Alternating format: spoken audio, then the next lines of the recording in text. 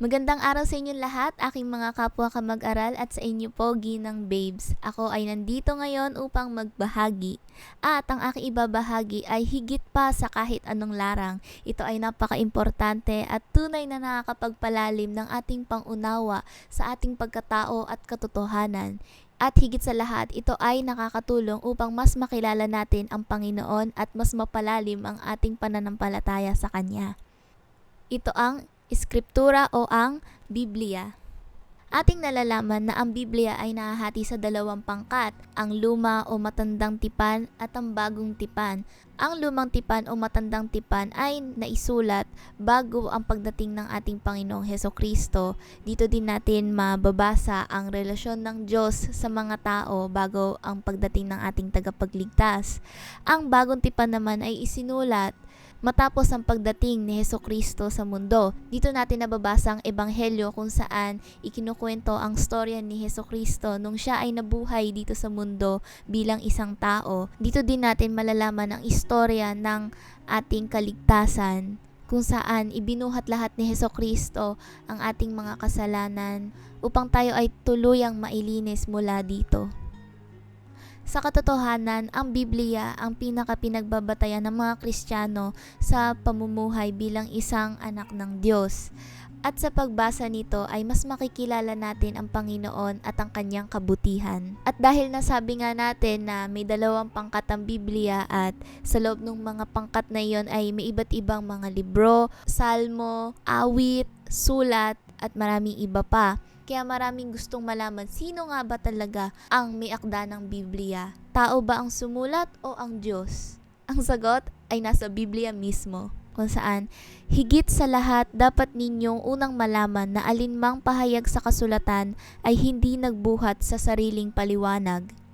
Ito ay sapagkat ang mga pahayag ay hindi dumating sa pamamagitan ng kalooban ng tao, ngunit nagsalita ang mga banal na tao ng Diyos nang sila ay ginabayan ng banal na Espiritu.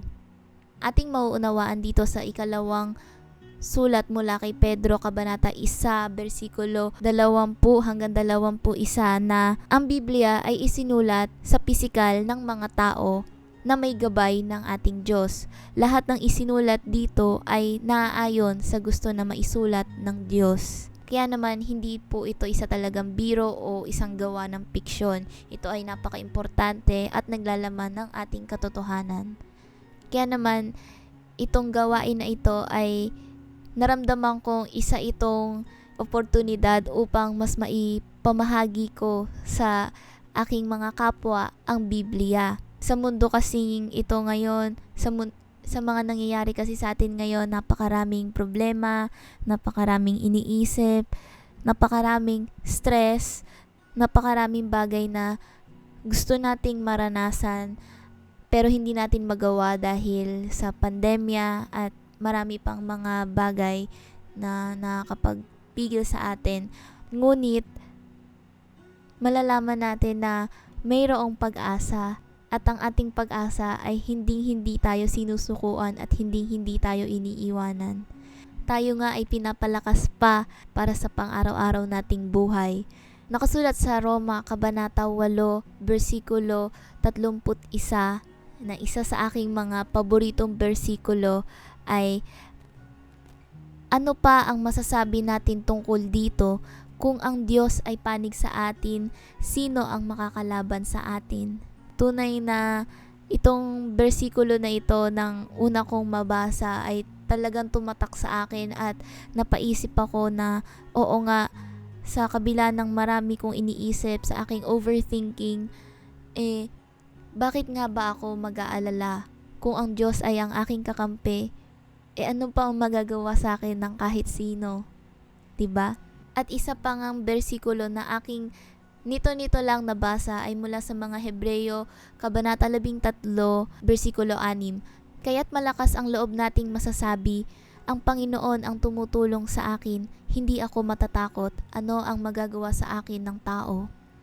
Tunay ngang nakaka-comfort sa aking puso na malaman ito ng Panginoon natin ay nandito lagi para sa atin at gagabayan tayo at hindi tayo susukuan. Talaga mapagkakatiwalaan siya. Dahil sinasabi na rin dito sa mga Hebreyo, Kabanata 13, versikulo 8, ay kung sino si Jesucristo noon ay siya rin ngayon at magpakailanman. O diba? Hindi magbabago ang Diyos. Ako ay tunay na nagagalak na malaman ito simula nang ako ay nagseryosong magbasa ng Biblia. Kaya naman ako ay may pag-asa na lahat tayo, aking mga kapwa kamag-aral at ginang babes, at lahat talaga tayo ng tao sa mundo na mas makikilala natin ang Panginoon. At dahil na rin totoo ang mga nakasaad sa Biblia, ay talagang ako ay nagagalak na mayroon tayong Panginoon na napakabuti at napaka mapagmahal at punong-puno ng grasya para sa ating kanyang mga nilikha at mga anak. Isipin mo, ang Panginoon ay iniisip tayo bilang isang kaibigan. Katulad na lang ng sinabi ni Jesucristo na nakasaad sa Ebanghelyo ni Juan, Kabanata 15, versikulo 14 hanggang 15. Kayo'y mga kaibigan ko kung tinutupad ninyo ang aking mga utos. Hindi ko na kayo itinuturing na mga alipin sapagkat hindi alam ng alipin ang ginagawa ng kanyang Panginoon. Sa halip, itinuturing ko kayong mga kaibigan sapagkat sinabi ko sa inyo ang lahat ng narinig ko sa aking Ama. Hindi ba napakasaya na mas makilala natin ang Panginoon, na malaman ang mga katotohanan na gusto niyang sa atin ay na malaman ang mga katotohanan na nais niyang mabasa natin, malaman natin. Kaya naman aking mga kapwa kamag-aral at ginang at sa kung sino man ang mga kapanood nito, kung nais ninyong makapagbasa ng Biblia, ay libre-libre pwede ninyong mabasa sa biblegateway.com o kaya may mga app na madadownload ninyo sa App Store or Play Store kapag hinanap ninyo sa search bar ang word na Bible. Napakadaling makapag-install at makapaghanap ng kung saan pwede mabasa ang mga salita ng Diyos na nakasaad sa Biblia. Kung nais nyo naman ay isang physical na kopya, maaari kayong bumili sa National Bookstore or kaya sa iba-iba pang bookstore. Ako ay nagpapasalamat na umabot kayo sa pakikinig hanggang dito sa video na ito, at naway kayo rin ay nahikayat na magbasa ng Biblia, ng salita ng ating Diyos. Maraming salamat at pagpalain nawa kayo lagi ng ating Panginoon, at siguradong lagi niya talaga tayong ginagabayan.